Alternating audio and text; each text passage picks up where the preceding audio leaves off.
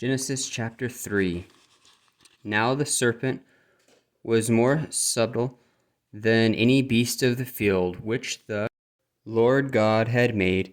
And he said unto the woman, Yea, hath God said, Ye shall not eat of every tree of the garden? And the woman said unto the serpent, We may eat of the fruit of the trees of the garden, but of the fruit of the tree which is in the midst of the garden, God hath said, Ye shall not eat of it, neither shall ye touch it, lest ye die. And the serpent said unto the woman, Ye shall not surely die, for God doth know that in the day ye eat thereof, then your eyes shall be opened, and ye shall be as gods, knowing good and evil.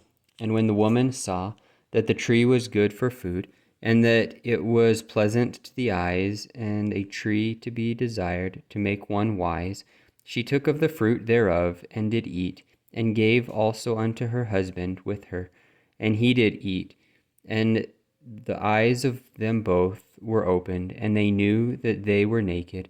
And they sewed fig leaves together, and made themselves aprons. And they heard the voice of the Lord God walking in the garden in the cool of the day. And Adam and his wife hid themselves from the presence of the Lord God amongst the trees of the garden.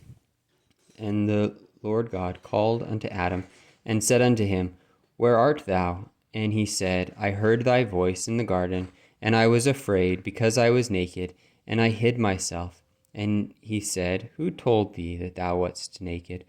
Hast thou eaten of the tree whereof I commanded thee, that thou shouldst not eat?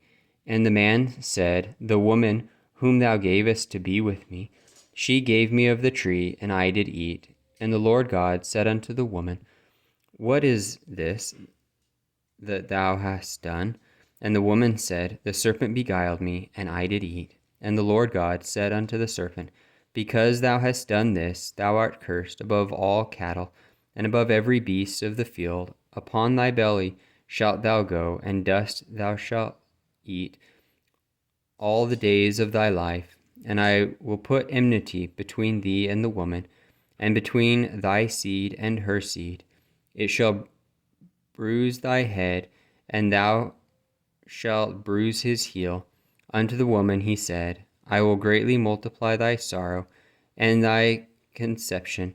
In sorrow thou shalt bring forth children, and thy desire shall be to thy husband, and he shall rule over thee. And unto Adam he said, Because thou hast hearkened unto the voice of thy wife, and hast eaten of the tree of which I commanded thee, saying, Thou shalt not eat of it. Cursed is the ground for thy sake. In sorrow shalt thou eat of it all the days of thy life. Thorns also and thistles shall it bring forth to thee, and thou shalt eat the herb of the field. In the sweat of thy face shalt thou eat bread, till thou return unto the ground, for out of it wast thou taken. For dust thou art, and unto dust shalt thou return. And Adam called his wife's name Eve, because she was the mother of all living. Unto Adam also and unto his wife did the Lord God make coats of skins, and clothed them. And the Lord God said, Behold, the man is become as one of us, to know good and evil. And now, lest he put forth his hand, and take also of the tree of life, and eat, and live forever. Therefore the Lord God sent him forth from the Garden of Eden to till the ground from whence he was taken.